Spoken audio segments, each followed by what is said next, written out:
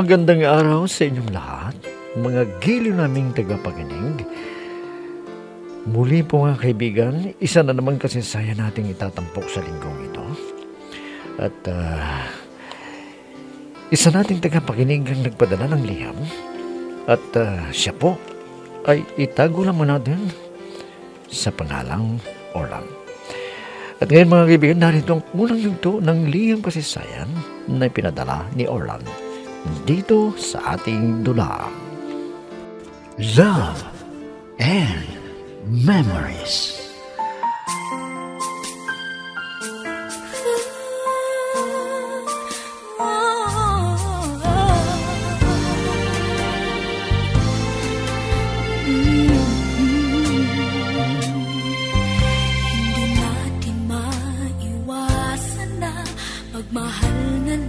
Tawagin niyo na lamang ako sa pangalang Orlan. Lumihan po ako sa inyong programa para maisadula sa radyo ang aking karanasan sa pag-ibig. Dito ko po sisimulan ang aking kwento ng pag-ibig.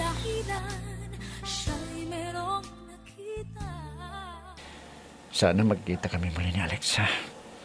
Dahil namimiss ko na siya. Hindi ko naman pwedeng dalawin sa bahay nila dahil hindi ako gusto ng kanyang ama. Hoy, Orlan! Nakabihis ka na naman. Saan ka ba pupunta, ha? Hindi ka man lang pumirme dito sa loob ng bahay. Tulungan mo naman sana ang tatay mo sa pagkuha ng kahoy na panggatong. Ang inay naman. Alam niyo naman, binata ako. Hindi naman pwede na, magpawisan at mapipintasan pa ako. Hoy, Orlan, hindi ka anak mayaman. Kaya huwag kang magdahilan ng ganyan sa akin. Hindi ka ba naaawa sa tatay mo? Kahit umigib lang sana ng tubig, hindi mo magawa. Aba, kumalala kang alam mong gawin. Inay, unawain niyo naman ako. Ayan niyo, pag may asawa na ako at mayaman, hindi na kayo mahihirapan. Kukuha na tayo ng kasambahay natin. Hoy, pwede ba? Huwag kang mangarap ng gising dyan. Paano ka makakapag-asawa ng may kaya? Wala ka namang pwedeng maipagmalaki. Wala kang natapos. Ang inay naman, hindi niyo nakikita na guwapo't macho ako? Ay, naku. Hinahabol-habol ng babae ito. Nay. Tumigil ka dyan sa paliligaw mo ng ilang babae. Nanloloko ka. Baka makarma ka dyan sa ginagawa mong yan. Nay, hindi ko kasalanan. Kung may mga magkakagusto sa akin. Pinagbibigyan ko lang yung mga yan eh. Dahil hindi po ako maramot. Kaya pinagbibigyan ko sila. Kang bata ka. Puro biro ang sinasabi mo. O sige, pag hindi ka magtino dyan, makikita mo. Darating sa iyo ang parusa na hindi mo maiiwasan. Tandaan mo itong sinasabi ko sa iyo.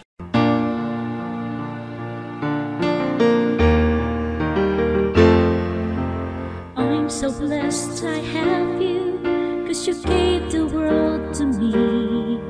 You're my inspiration, the perfect one in my life forever. You make my life complete. Alexa, sana gamitin mo ang iyong utak at hindi ang puso mo.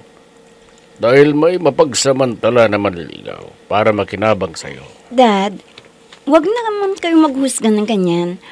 Hindi naman lahat ay nagsasamantala. Pag may kaya ang babae. Kaya nga mag-ingat ka sa mapagkunwari. Na kunwari ay mabait at matinong tao. Pero may tinatagong kalokohan pala. Ewan ko, Dad. Wala pa akong nakita na ganyan na lalaki. May respeto sila sa akin. Oo naman. Sa simula. Ganyan ang ipapakita sa'yo. Hanggang mahulog ang loob sa kanya. Lalo na yung anak na binata ni Tina. Alam mo, mahilig na manligaw yun. At palikero ang lalaking yun. Huwag mong pansinin kung sakaling lumapit sa iyo. Opo, Dad. Huwag po kayong mag-alala. Mag-iingat po ako sa sinasabi ninyong manluloko na lalaki. Iniingatan kita, Iha. Dahil ikaw lang ang naiwang buhay na alaala ng iyong mami. Kaya ayoko na masaktan ka sa lalaking pagtitiwalaan mo. Opo, Daddy. Gagawin ko ang lahat para hindi ako magkamali sa mga nandiligaw sa akin.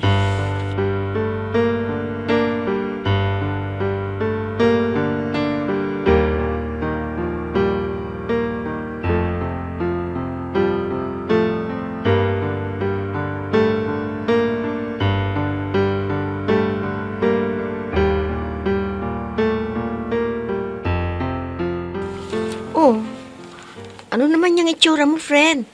Nakasimangot ka na naman. Bakit? Sinermonan ka ba ulit ng daddy mo? Oo, friend. Bakit lagi niya akong pinagsasabihan sa mga nandiligaw na bastitin ko kaagad pag may mahirap ang buhay? At kailangan daw na kilatisin niya ang sino man na lalaking mandiligaw sa akin. Nako, friend. Asahan mo na pakikialaman ng daddy mo ang pagpili mo ng magiging nobyo. Nako, hindi man ako papayag sa gusto ni daddy. Ako naman ang makikisama. Paano ko liligaya kung hindi ko mahal ang pipiliin ni daddy? Basta, yon ang maaring mangyari, friend. Alam mo ang daddy mo, ay ayaw niyang mainsulto sa mga kaibigan at kamag-anak ninyo na may kaya sa buhay. Yun nga ang ugali ni daddy eh. Kung ano ang gusto, yon ang dapat masunod. Pero hindi na ako papayag sa gusto niya. Tama, friend. Hindi dapat na ang daddy mo ang pipili ng iyong pakakasalan dahil ikaw ang makikisama. At habang buhay na magdurusa kung si daddy mo ang pipili ng magiging asawa mo. Hindi pwede yun. Talagang dapat ipaglaban mo ang iyong karapatan. Ang iyong pagkikipagrelasyon. Ikaw ang dapat masunod at hindi siya. Oo nga, friend. Kung sino man ang mamahalin ko, dapat suportan ako ni daddy. Dahil kaligayahan ko ang nakasalalay. Kung di ako papayag sa mga sinasabi ng daddy, talagang ayoko sa lalaking hindi ko mahal.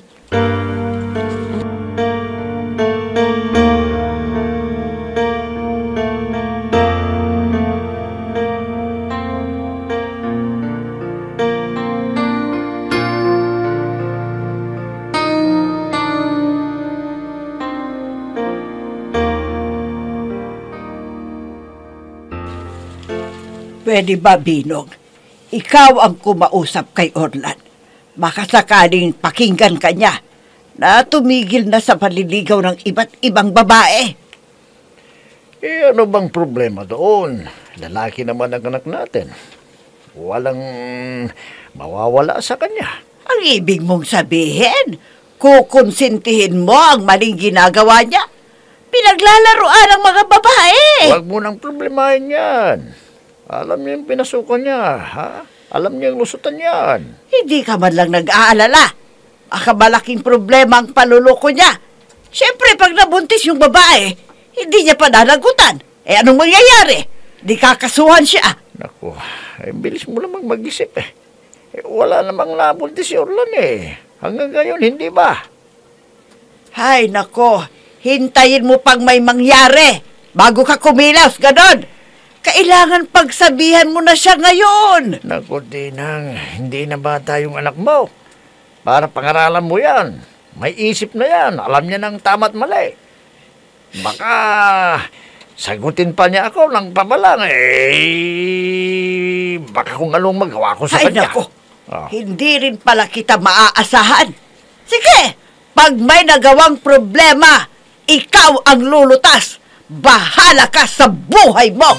Minsan ng isang simpleng ngiti ay mayroong dala, isang tapat na hangarin at pangakong dakila.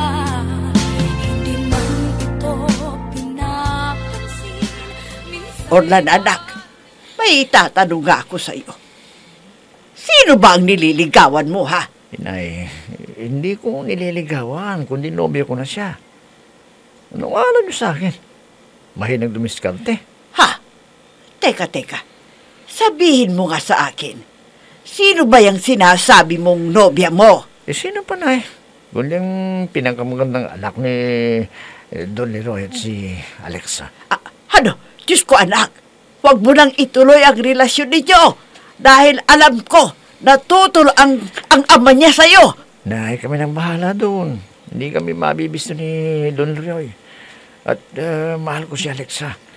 At walang makakahandang sa pagmamahalan namin. Hindi mo ba alam, anak, na istrikto ang Don na yon?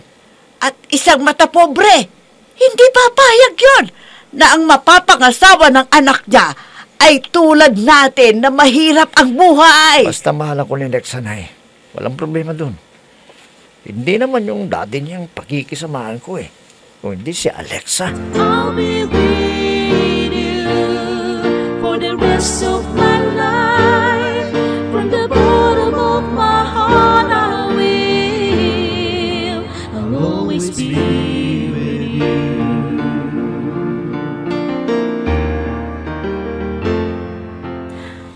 Ano ba naman si Daddy? May gusto raw siya para sa akin. Pero hindi siya ang mahal ko, kundi si Orlan. Kailangan na magkita kami ni Orlan at magkausap para malaman niya na tutol ang daddy ko sa relasyon namin.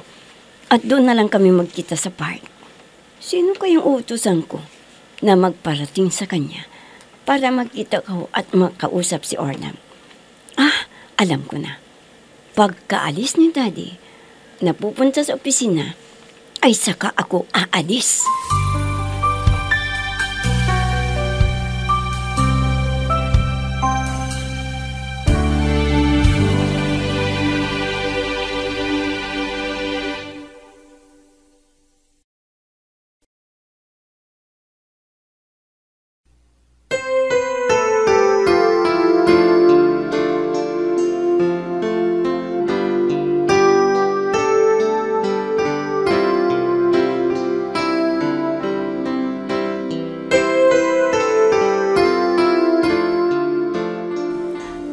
Ano, Mercy? Umalis na ba ang dad para pumunta sa opisina niya? Ay, opo, ma'am. Bakit po? May papasabi kayo sa kanya? Baka maabutan pa ninyo dun sa may garahe. Hindi ko siya kakausapin.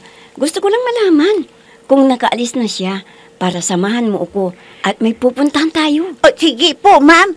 Pero saan pa tayo pupunta? Hindi kaya magalit ang daddy ninyo kung hindi nyo ipapaalam sa kanya kung aalis kayo ng bahay? Hindi ko nasasabihin. Total, hindi rin niya ako papayagan.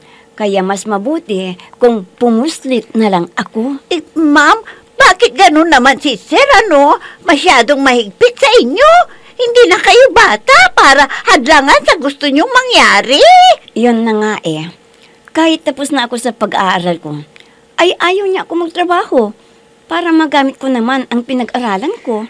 Naku, sayang naman, ma'am. Naghirap kayong nag-aral pero hindi rin kayo payagan na magtrabaho. Ano ba yan? Hindi ko nga maintindihan ang ugali ni Daddy Ano ang gagawin ko? Dito lang ako sa bahay at walang ginagawa. Kaya makikiusap ako kay Daddy. Napayagan niya ako. Oo nga pala. Sige na, magbihis ka na. At may pupuntahan tayo.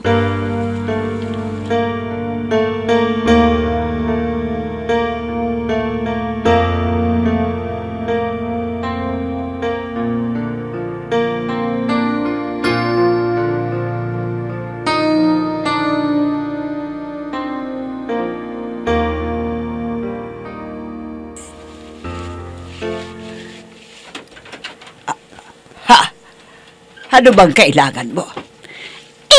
Magandang araw po sa inyo. Nandito po ba si Orlan? Hinahanap mo si Orlan? Bakit? Ano bang kailangan mo sa kanya, kwan po, Aning Tinang? Hindi po ako ang may kailangan, kundi yung si Ma'am Alexa ko. Gusto niyang makausap. Teka. Sandali at gigisingin ko at sasabihin ko na hinahanap mo siya. At sige po, Aling Tinang, hihintayin na lang namin doon sa kutsi. Nandoon kasi si Ma'am Alexa. Oo, sasabihin ko sa kanya. Maghintay lang kayo sandali.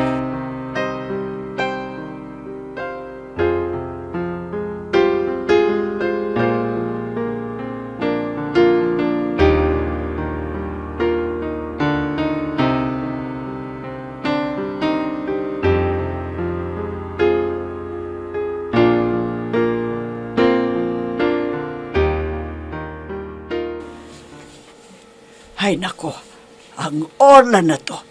Hindi na niya isinarado ang pinto ng kwarto niya. Hindi na siya nakapagpalit ng damit. Sigurado na nakipag-inuman sa barkada at nalasing. Ang mabuti pa, gigisingin ko na siya. Hoy, Orlan! Orlan! Bumangon ka na dyan at may naghahanap sa'yo. Naantok ang Lan, ano ba? Naantok pa ako na eh. Eh. Sabi ko naman kayo. Ano ba yung... sabihin niyo sa akin, ano ba yun? Hay nako, may naghahanap sa'yo na isang babae. Doon ka hinihintay sa kanyang kotse. Ano? Sino ba yun? Kaibigan ko? Sabihin niyo mamaya, kami na mag-usap. Hindi nga. Sinabi lang nung maid nila na kasama niya. Ano ba yung pangalan ng babae na naghahanap sa'yo? Ha? Alexa raw. Alexa. Si Alexa? Gusto kang kausapin. Bakit siya pumunta rito? Ano ko yung nangyari? Nalaman na kayo ng daddy niya na may relasyon kaming dalawa. Ay, sige na. Bumangon ka na dyan. Siya lang na lang ang tanungin mo. Dahil hindi ko alam kung ano ang sadyaya sa'yo. Sige na, puntahan mo na siya. At kanina pa naghihintay sa'yo. Ang hirap mo kasing gisingit. Tapos tatanungin mo pa ako. Sige na, puntahan mo na siya. Bumangon ka na dyan. Minsan ng isang simpleng ngiti ay mayroong dala. Isang tapat na hangarin at pangakong dakila. Hindi man ito pinapansin, minsa'y Ano bang problema? Sabihin mo para matulungan kita. Bakit parang malungkot ka? Paano? Lagi na lang sermon ang inaabot ko kay Daddy. Hindi niya ako pinapalabas ng bahay, kaya pinuslitan ko siya noong umalis. Anong gagawin natin? Hindi rin kita makontak eh. Dahil wala akong cellphone. Alam mo naman, pa-extra lang ang trabaho ko. Kaya nga ako nakipagkita sa iyo, para bigyan kita ng pambili mo ng cellphone, para makapag-usap tayo. Heto ang pera. Ikaw na ang bahalang bumili, para alam ko kung kailan tayo magkikita. Salamat Alexa. Matagal ko na kasing pangarap na magkaroon ng ganito eh. Pero wala akong pera. Kaya ngayon nalutas na yung problema ko. Orlan, kung ano man ang kailangan mo, ay sabihin mo sa akin. Handa kitang tulungan. Basta huwag ka lang magbago sa akin. Hindi ako magbabago ng pagmamahal sa'yo. Ikaw ang babaeng tinibok ng puso ko, kaya asahan mo. Lagi akong tapat sa'yo. Salamat, Orlan. Dahil sa init ng pagmamahal mo sa akin. Pero si Dad, ay di ko naramdaman na mahal niya ako. Pera lang ang binibigay niya. Pero ang pagmamahal ng isang ama ay wala. Huwag mong sabihin yan, Alexa. Hindi ka niya pinagtapos yung pag-aaral kung hindi ka niya mahal. Kaya huwag mong isipin yan. I'll be with you for the rest of my life. From the bottom of my heart I will. I'll always be with you.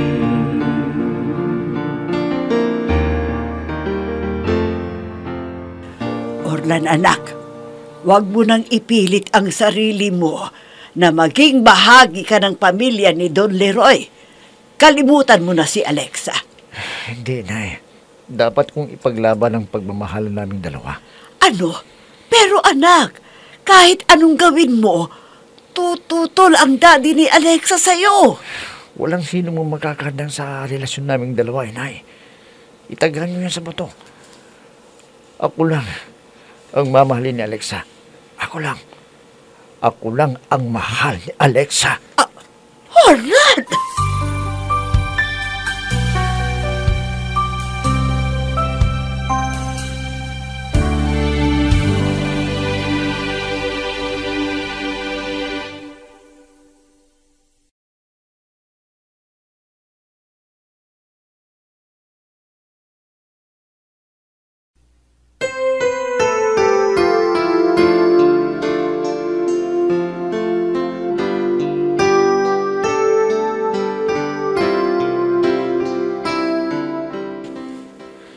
May paglaban kaya ni Orlan ang kanyang pagmamahal kay Alexa?